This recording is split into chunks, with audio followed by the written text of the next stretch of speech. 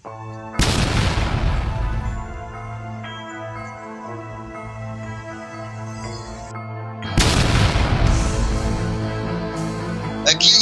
pidato di berbagai tempat cenderung kemudian membawa isu-isu yang sifatnya rasis. Itu hanya merupakan sebuah counter daripada rasisme yang selama ini mereka kembangkan. Wa in aqabtum fa'aqibu bimisli ma uqibtum bi. Ya. Misalnya mereka menganggap bahwa diri mereka lebih mulia secara zat daripada masyarakat Indonesia. Nah, ini yang dikembangkan sampai perempuan-perempuan mereka itu diharamkan untuk menikah dengan laki-laki Indonesia. Ya, kita sebagai bangsa Indonesia kalaulah mengikuti paham-paham yang rasis demikian, kemudian menganggapnya itu adalah sebuah paham keagamaan yang benar, maka sama saja kita ini menghina kebangsaan kita sendiri sebagai bangsa Indonesia. Persepsi masyarakat atau pendukung mereka yang mengatakan bahwa ini ada muatan politik karena mereka merasa bahwa mereka mencapai titik tertentu di dalam tahapan-tahapan politik mereka selama ini adalah dibantu oleh nasab itu. Maka tidak boleh tidak pandangan mereka tentang itu pun akan berkait dengan nasab dari apa yang saya teliti sampai detik ini. Kemudian masalah kamulas, kalau meneliti saja, ilmiah saja, kalau ceramah jangan rasis dan sebagainya. Sebenarnya tulisan yang sering dibaca oleh para youtuber itu saya gunakan sebagai media di mana nilai-nilai ilmiah itu jangan sampai tercampuri oleh hal-hal lain, tetapi di dalam ceramah karena ini berhubungan langsung dengan masyarakat yang seperti Profesor Hikam tadi katakan, tidak mungkin banyak di antara mereka yang tidak memahami bahasa-bahasa ilmiah, maka kita menggunakan bahasa-bahasa yang itu bisa dipahami oleh masyarakat. Di mana dalam pandangan saya bahwa habaib-habaib ini selain bermasalah dalam nasab juga bermasalah di dalam doktrin-doktrin yang selama ini ada di masyarakat yang mereka katakan dalam berbagai macam kesempatan. Seperti kalau saya dianggap rasis misalnya, maka saya menganggap itu hanya merupakan sebuah counter daripada rasisme yang selama ini mereka kembangkan. Wa in aqabtum fa'aqibu bimisli ma uqibtum bi. Ya. Misalnya mereka menganggap bahwa diri mereka lebih mulia secara zat daripada masyarakat Indonesia. Nah, ini yang dikembangkan sampai perempuan-perempuan mereka itu diharamkan untuk menikah dengan laki-laki Indonesia. Ya, kita sebagai bangsa Indonesia kalaulah mengikuti paham-paham yang rasis demikian, kemudian menganggapnya itu adalah sebuah paham keagamaan yang benar, maka sama saja kita ini menghina kebangsaan kita sendiri sebagai bangsa Indonesia. Maka kesempatan ceramah-ceramah itu saya gunakan untuk mengangkat jati diri masyarakat Indonesia sehingga menyadari bahwa misalnya kita mengatakan leluhur-leluhur kita sejak zaman dulu bahkan sebelum Masehi sudah dikenal, misalnya di dalam sejarah tentang bagaimana di Yordania ditemukan sebuah desa Jawa, kemudian bagaimana di Jepang ditemukan sebelum Masehi itu keris. Ini menandakan bahwa bangsa kita bahkan sebelum Masehi itu sudah keliling dunia dan bisa dikenal. Kemudian bagaimana bangsa kita bisa pada dinasti Sailendra itu membangun begitu besar bangunan yang sampai saat ini masih bisa dirasakan keindahannya dan keagungannya. Misalnya Candi Borobudur, Candi Prambanan dan sebagainya. Ini adalah counter agar bangsa Indonesia menyadari bahwa dirinya bukanlah bangsa yang rendah, bahwa dirinya bukanlah bangsa yang bisa untuk kemudian psikologinya dikalahkan oleh psikologi orang lain. Bagaimana kemudian kemuliaannya ini tumbuh dari rasa kemuliaan yang hadir di dalam dirinya untuk kemudian duduk sama rata sama rasa dengan bangsa lain, termasuk kaum habaib. Ya, yang saya kira daripada ajaran-ajaran mereka yang mengatasnamakan ajaran agama itu apabila ditakar dengan dalil-dalilnya dari Al-Quran dan hadis juga itu tidak selaras, bahkan menyimpang. Misal tentang bagaimana seorang wanita dari kalangan mereka tidak bisa menikahi, tidak bisa dinikahi oleh bangsa Indonesia. Ini pun kalau ditakar dalam tataran fikih juga sangat bermasalah, bertentangan sendiri bahkan dengan madhab yang mereka katakan mereka adalah penganutnya, yaitu madhab Syafi'i. Nah, kemudian bagaimana sebuah doktrin seorang habaib yang bodoh kemudian lebih mulia daripada 70 kiai. Ya, kiai itu adalah kebanyakan mempunyai sambungan kepada Wali Songo, baik secara ideologis maupun secara biologis. Nah, kalaulah yang secara biologis berarti dia memiliki ketersambungan darah kepada para Wali Songo, yang diyakini para Wali Songo berdasarkan manuskrip-manuskrip yang kita punya adalah juga memiliki ketersambungan kepada Rasulullah Muhammad Sallallahu Alaihi Wasallam. Kalaulah Kang Mukhlas mengatakan bahwa umpamanya habaib ini adalah keturunan Rasul, dan Profesor Hikam juga tadi mengatakan adanya tafsir yang dapat diterima bahwa ajaran-ajaran kita Ahlussunnah wal Jamaah, Nahdlatul Ulama itu ada ajaran di mana kita harus dianjurkan dalam tanda kutip untuk menghormati keturunan Rasul. Apakah ketika adanya sebuah sebuah riwayat, katakanlah demikian, bahwa para Wali Songo ini adalah merupakan keturunan daripada Rasulullah Muhammad Sallallahu Alaihi Wasallam, sementara dalam riwayat yang lain Ba'alawi juga ada riwayat sebagai turun Rasulullah, kemudian bangsa Indonesia ini hanya digiring untuk menghormati satu riwayat keturunan Rasul, yaitu Ba'alawi, namun itu memiliki pandangan yang berbeda terhadap Turiya Wali Songo yang juga mempunyai riwayat yang sama sebagai keturunan Rasul. Ini kalau kita mau bicara tentang perspektif kita di dalam memandang bagaimana apakah apa yang kita lakukan ini adalah untuk merungkapkan daripada ajaran-ajaran daripada orang-orang tua kita.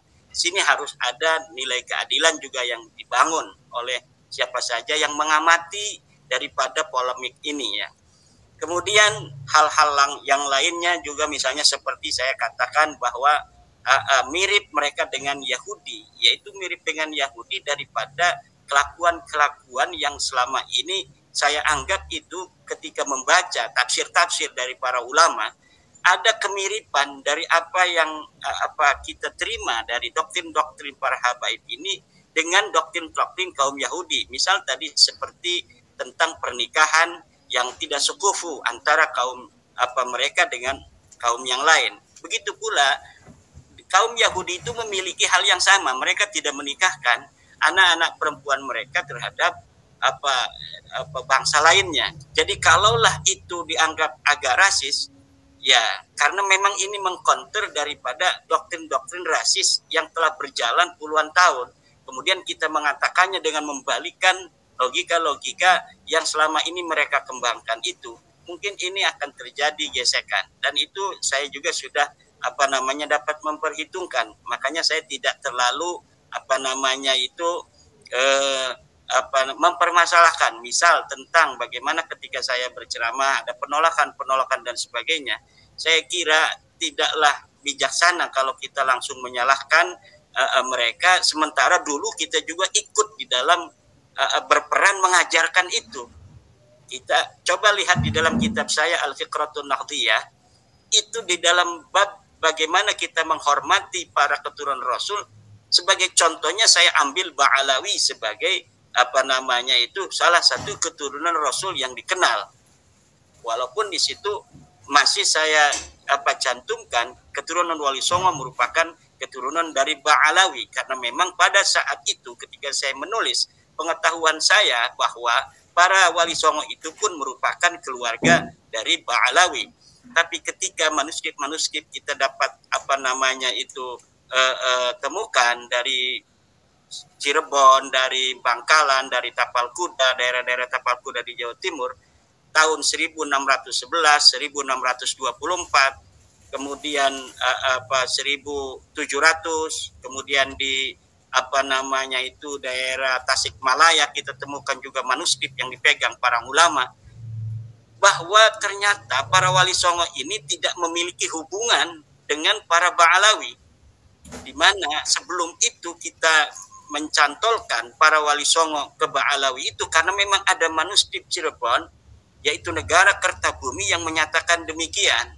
Kemudian secara masif dikembangkan ketika Habib Salim bin Jindan itu masih hidup, yang sering bersilaturahmi kepada kesultanan-kesultanan baik di Banten, Cirebon, Madura, kepada para kiai-kiai untuk mengkampanyekan bahwa memang para sultan-sultan, para wali itu adalah keturunan dari Ba'alawi. Kemudian karena ada dari ulama yang mengatakan ada manuskrip yang ditemukan, yaitu manuskrip negara Kertabumi, bahwa ini adalah para wali songo memiliki jalur ke Ba'alawi, maka kita terima. Maka saya pun menulis di dalam kitab saya Al-Fiqratun Nahdiyah bagaimana umat Islam harus menghormati para keturunan Rasul, di antaranya adalah Ba'alawi, di mana Ba'alawi ini ada dari jalur wali songo, juga ada dari para habaib yang datang abad 19 dari Yaman.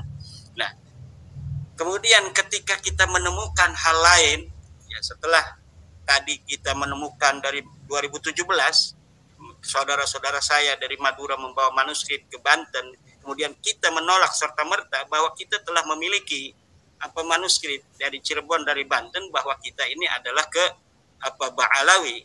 Nah, kemudian kita penasaran lebih meneliti lebih dalam, ternyata memang manuskrip itu pun palsu. Manuskrip yang berangkat tahun 1696 itu pun ternyata ditulis pada tahun 1960 dengan kertas Manila yang diproyeksi sedemikian rupa yang sehingga manuskripnya kelihatan tua.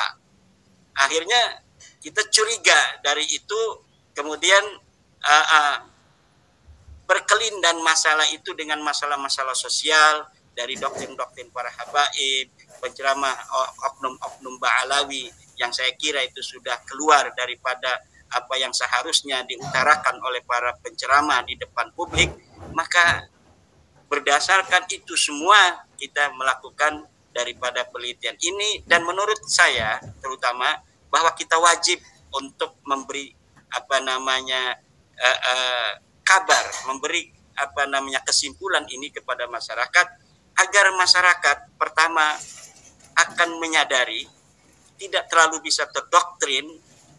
Dan kemudian yang kedua adalah bahwa klaim keturunan Nabi itu bukan hanya dari Ba'alawi. Ada di Indonesia ini Al-Hasani dari keluarga Al-Jailani, ada dari keluarga Al-Idrisi, ada dari keluarga Ba'alawi yang mengklaim dirinya sebagai keturunan Rasul. Juga di luar negeri ada klaim-klaim keturunan Nabi yang sangat banyak sekali. Dari Ar-Rasi, dari At-Tabatabai, dari Ad-Dibaji, dari Al-Auni, dari Al-Abdali yang ada di Saudi, dari Al-Maghribi dan lain sebagainya. Jadi ketika kita mempunyai penelitian berkesimpulan bahwa keturunan Ba'alawi ini bukan sebagai keturunan Nabi, itu tidak serta-merta bahwa saya meniadakan keturunan daripada Nabi, karena ini hanya satu klan dari ribuan klan yang ada di dunia. Nah, ini yang sering